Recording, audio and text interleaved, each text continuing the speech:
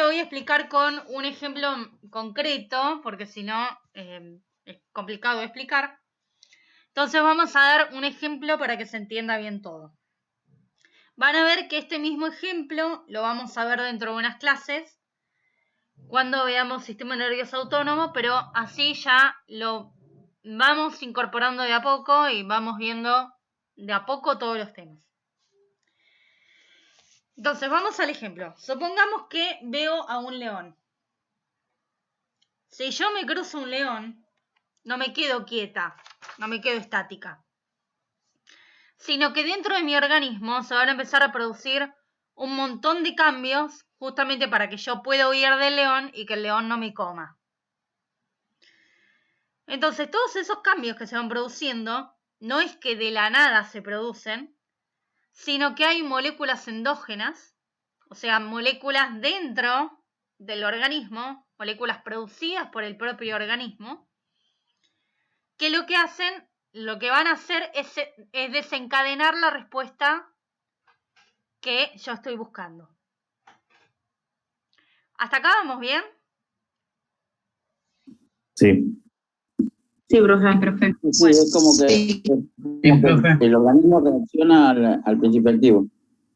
No, yo no estoy hablando de principio activo todavía. No. Yo estoy hablando Bueno. de moléculas endógenas mías. O sea, Está bien, yo cuando veo un león, yo no es que veo un león y me tomo un medicamento. No, veo un león y automáticamente dentro de mi organismo se van a empezar a producir un montón de cambios naturalmente, por temor, por ejemplo, que me van a hacer, huir del león, pero si no te va a comer. Entonces, se van a empezar a producir un montón de cambios dentro de mi organismo para que yo justamente pueda huir del león. Pero no tiene nada que ver con ningún medicamento hasta ahora. Porque, como les digo, yo no es que veo un león y me clavo una pastilla. ¿Está bien? ¿Estamos bien? Sí, profe. Bueno, Sí.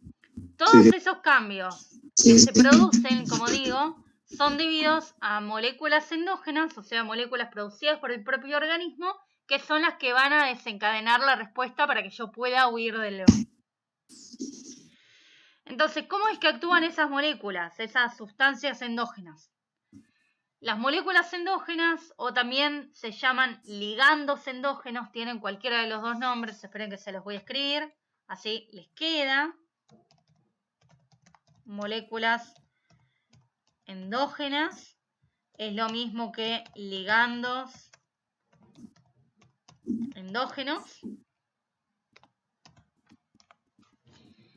Esas moléculas endógenas o ligandos endógenos lo que van a hacer es unirse a algunas proteínas que hay en las células.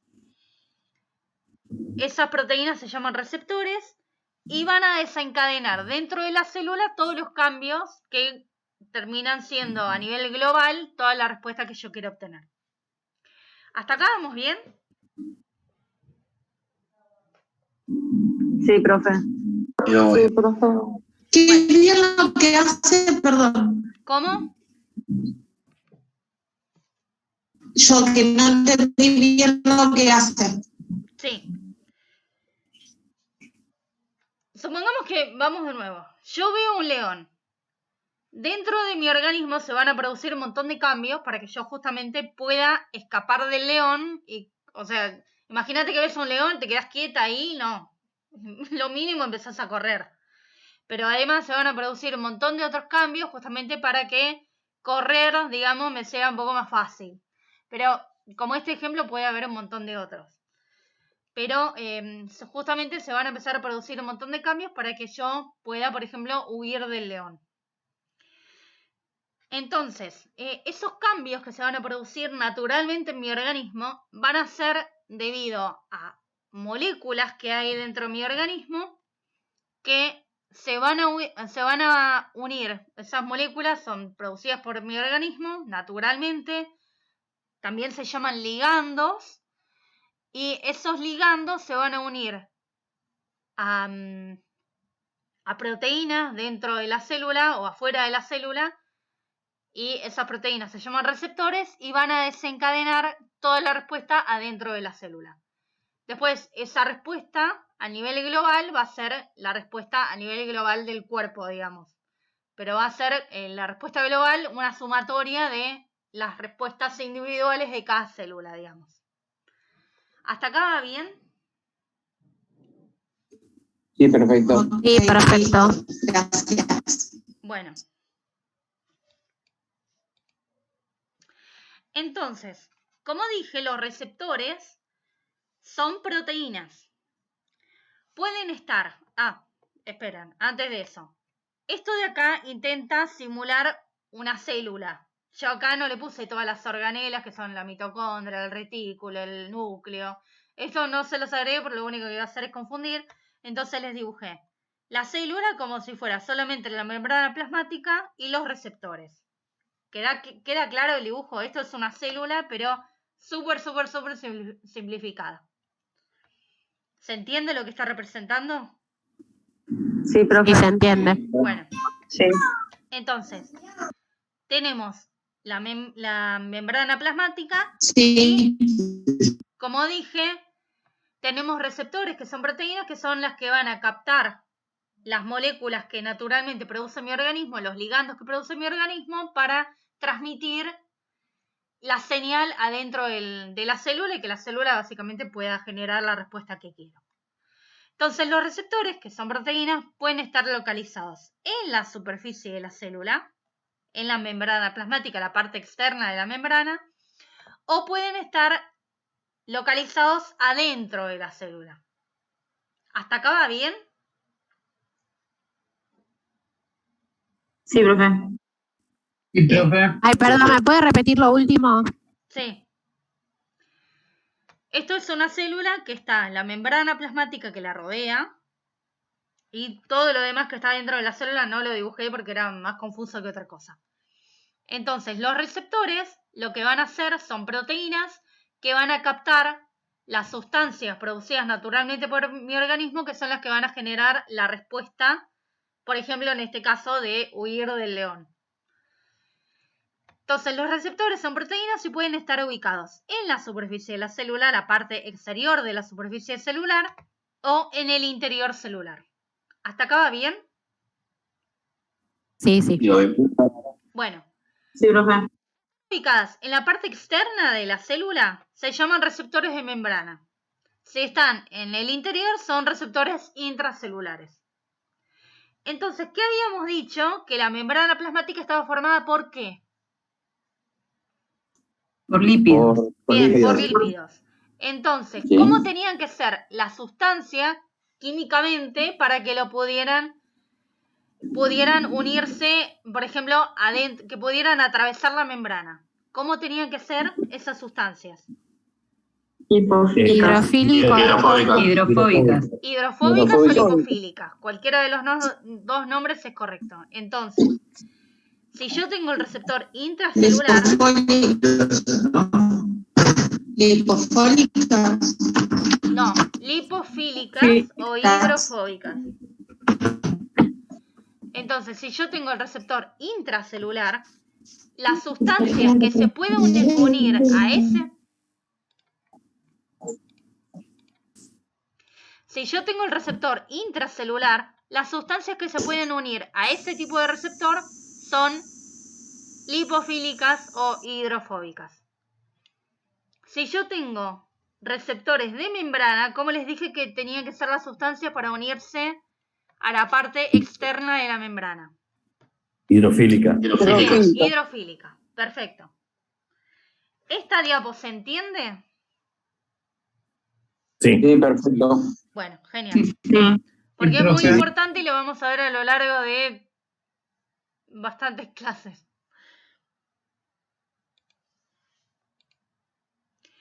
Después, los receptores de membrana,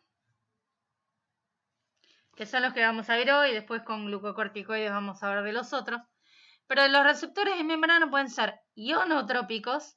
Esperen que tomo agua. Los receptores de membrana, o sea, los que estaban acá, de color azul, los receptores de membrana pueden ser de dos tipos, o unos que se llaman ionotrópicos y otros que se llaman metabotrópicos. Ya sé que es una cantidad de datos increíble, pero es así la materia, gente. Ionotrópicos. Fíjense que está la palabra ion. Ion son moléculas con carga. Entonces, ¿qué es lo que me está indicando esto? Están los receptores. Fíjense que son canales. Que les dije cómo son el tipo de sustancias que pueden atravesar la membrana a través de canales. Hidrofílicos. Bien, hidrofílicos. Fílicos. Entonces, ¿cómo funciona este tipo de receptores? Básicamente, se le pega el ligando, que es la sustancia endógena, en este caso, se le pega el ligando y el canal se abre y permite que pasen sustancias. En este caso, bueno, son sustancias polares o moléculas con carga. Por lo general pasa eso. Es re fácil. Se pega, es como que se abre una puerta y empiezan a pasar sustancias. ¿Se entiende? Sí, sí, sí. Sí, profe. Perfecto. Bueno. ¿Cuál es la ventaja de este tipo de receptor? Que la respuesta es rápida, es automática, dura milisegundos. Imagínense lo que puede llegar a tardar. Se pega, se abre una puerta y empiezan a pasar sustancias. No requiere tiempo, básicamente. Es como si se abriera una puertita y empieza a pasar la gente. Es rápido. ¿Se entiende? Sí, sí. Sí. Bueno. Sí. Después tenemos el otro tipo de receptores que se llaman receptores metabotrópicos. Los receptores metabotrópicos también se llaman receptores acoplados a proteína G, que ahora les voy a explicar lo que es, o también se llaman GPCR. Esperen que se los voy a escribir.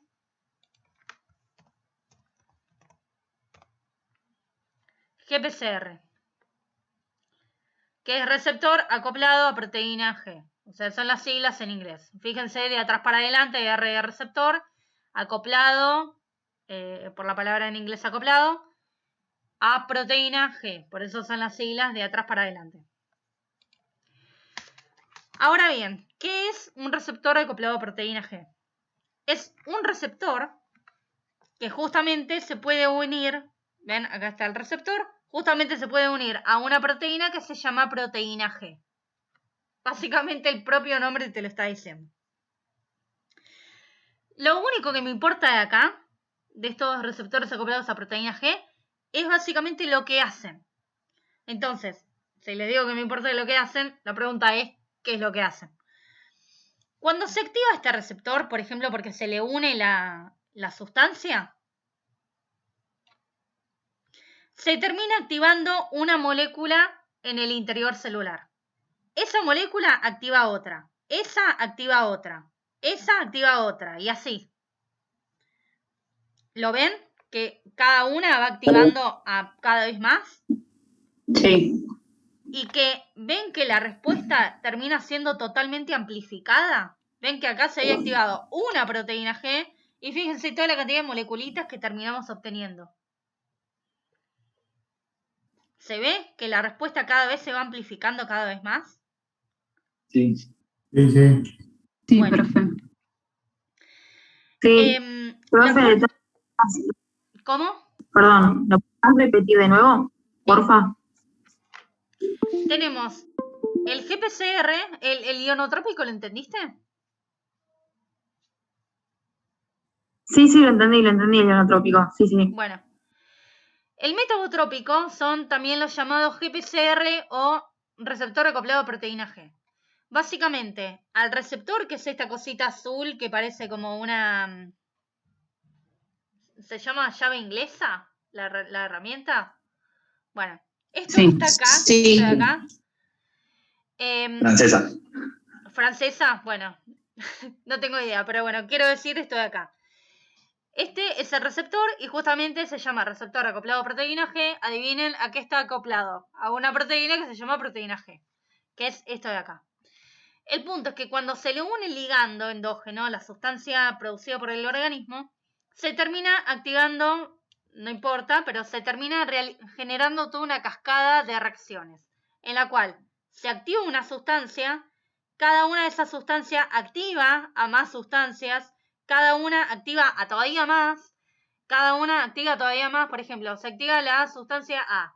Esa activa a 3 sustancias B. Cada una de esas sustancias B activa a 4 sustancias C. Cada una de esas sustancias C activa a 13 sustancias D.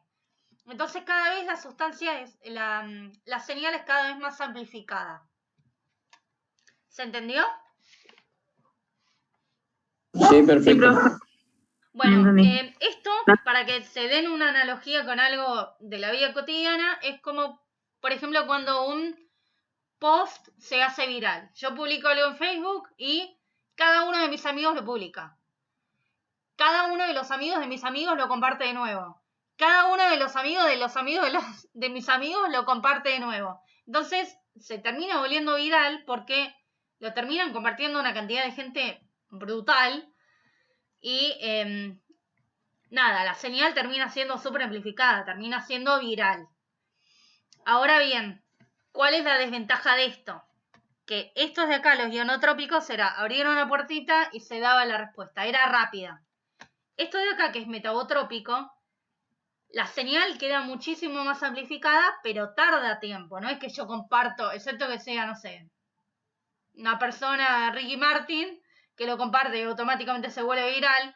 Es como que yo lo comparto y hasta que se vuelva viral pasa un tiempo, porque lo tienen que compartir, y de ahí compartir, y de ahí compartir. ¿Se entendió? Sí, sí. Sí, perfecto. Bueno, entonces esa es la diferencia. El ionotrópico es, se pega el ligando, se abre una puerta y pasan sustancias. El metabotrópico es toda una cascada de reacciones donde se va cada vez más amplificando la respuesta, pero la desventaja es que este tarda tiempo y este es automático. Es rapidísimo. Ahora bien, ¿por qué les explico esto? Porque los receptores metabotrópicos, el 50% de los fármacos actúa a través de receptores metabotrópicos. Así que por eso es importante que sepan el tema de GPCR y que no pueden desconocerlo. ¿Esto se entiende? Sí, perfecto. Sí, se entiende. Sí, sí. Bueno, genial. Entonces, hablamos de nuevo acá. ¿Qué es lo que va a hacer un fármaco? El fármaco tiene dos opciones. Bueno, en realidad tiene más, pero bueno, empecemos por las dos básicas. O bien trata de imitar la respuesta natural que hace el organismo,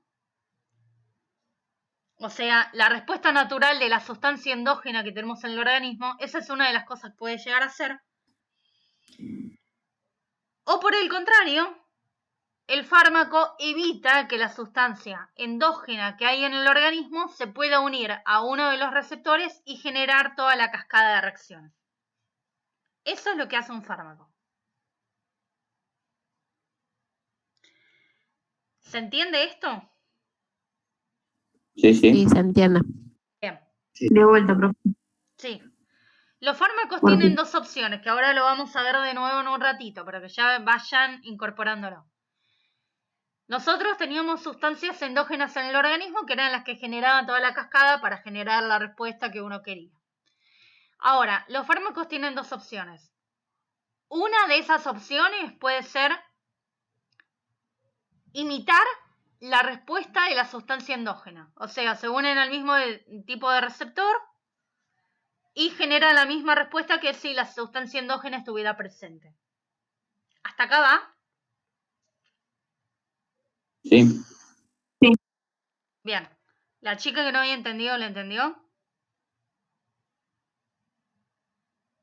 Sí, profe. Esos fármacos que lo que hacen es unirse al receptor y generar la misma respuesta que la sustancia que naturalmente hay en el organismo son los fármacos agonistas. Agonistas porque generan la misma respuesta. Ahora, también están los fármacos antagonistas. ¿Qué es lo que hacen? Se unen al receptor, lo bloquean y entonces evita que la sustancia endógena que hay en el organismo se una y genere toda la cascada de reacciones. Sería algo así como esto que vimos acá, del inhibidor, que se une y evita que se una la sustancia endógena y entonces la reacción catalizada por la enzima no se da. Bueno, el fármaco antagonista es algo parecido. ¿Cómo que bloquea, profe? Claro, Perfecto. lo estás bloqueando, eso es un antagonista. Un antagonista, si yo les digo, vi una película y el protagonista era Juancito y el antagonista era, no sé, Rodrigo Gutiérrez. Bueno, Rodrigo Gutiérrez es el que hace la función de malo, digamos. En este caso, el antagonista es lo que hace la función contraria a la sustancia endógena que nosotros tenemos en el organismo naturalmente. Entonces, un antagonista bloquea el receptor y evita que se genere toda la cascada de reacciones. ¿Hasta acá va? Sí, profe. Sí. Bueno, también hay otros fármacos que lo que pueden hacer es unirse a canales y entonces mantienen al canal en su forma cerrada, entonces no pueden pasar sustancias, o mantienen al canal en su forma abierta, entonces nunca se cierran y pasan y pasan y pasan y pasan sustancias. Esa es otra de las funciones de los fármacos. O también hay algunos que, por ejemplo, son inhibidores enzimáticos. Eso es de la forma que actúan los fármacos. Entonces, si bloqueamos una enzima, justamente las reacciones que eran catalizadas por esas enzimas van a estar disminuidas. ¿Se entiende de qué formas puede actuar un fármaco? Generando la misma respuesta que la sustancia endógena, eso es un fármaco agonista. Antagonista es bloqueando el receptor, entonces la sustancia endógena no se puede unir. Otra forma es manteniendo abierto o cerrado un canal. Entonces, si lo mantienen cerrado, no pueden pasar sustancias. Si lo mantienen abierto, pasan sustancias en forma ilimitada. La otra forma es inhibir enzimas. Esas son formas básicas que tiene de actuar un fármaco. ¿Hasta acá va bien? Sí, dale. Sí, profe. Sí, hoy. Bueno, Sí, profe. les hago una pregunta. Sí. A ver si a alguno se le puede llegar a ocurrir. Si yo les digo que estoy buscando una acción agonista, entonces doy un fármaco que imite la respuesta que va a tener la sustancia endógena dentro de mi organismo. ¿Por qué no puedo dar directamente, en vez de crear un fármaco de cero, probarlo y toda la parafernalia, por qué no puedo dar directamente la sustancia endógena? ¿A alguno se le ocurre? No. ¿Se entiende la Porque pregunta? ¿Cómo? Es decir, ¿por qué no partís desde cero o por qué no se hace desde cero el fármaco? ¿Eso estás No, si yo, preguntando? por ejemplo, les estoy diciendo, no sé,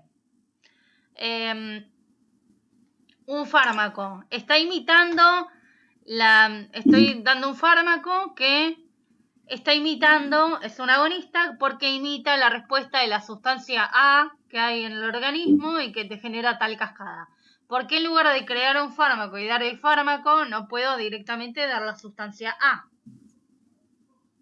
¿Y por qué pasaría indiscriminadamente? ¿Cómo que pasaría indiscriminadamente? Claro, porque si se adapta y el canal está abierto, directamente pasaría como los demás. No. Estoy preguntando otra cosa. Que supongamos esto es un fármaco que está imitando la respuesta de otra sustancia que hay en el organismo que se pega al receptor y se genera toda la cascada. ¿Por qué en lugar de dar un fármaco que creé en el laboratorio, por ejemplo, o que extraje de una planta, por qué no directamente no doy la sustancia que está imitando y me ahorro todo el trabajo de crear una sustancia de cero? Es un fármaco. ¿No sería ¿Por el tema de la absorción? Puede de las ser. proteínas? ¿Cómo? ¿De las proteínas? Sí, de las proteínas, o sea, como cada uno, que es más complicado hacer proteínas. No, O pero cada no uno todos tiene los una fármacos proteína. son proteínas, De hecho, casi ninguno. No, son moléculas de distinto tipo. No son proteínas. Pero pasa por eso, pasa por lo que dijo Horacio, que uno no puede dar directamente la sustancia endógena porque o no lo absorbes bien o porque la sustancia endógena cumple un montón de otras funciones en otras partes del cuerpo y entonces si directamente diera la sustancia endógena me generaría un montón de efectos adversos porque no solo actuaría donde yo quiero, sino que en todas partes me actuaría y no es lo que yo estoy buscando. O porque no puedo dar ese fármaco con la vía de administración que yo quiero, entonces lo tengo que modificar. Hay varios motivos por los cuales yo no puedo dar directamente la sustancia endógena que tenemos en el organismo y tengo que crear un fármaco desde cero.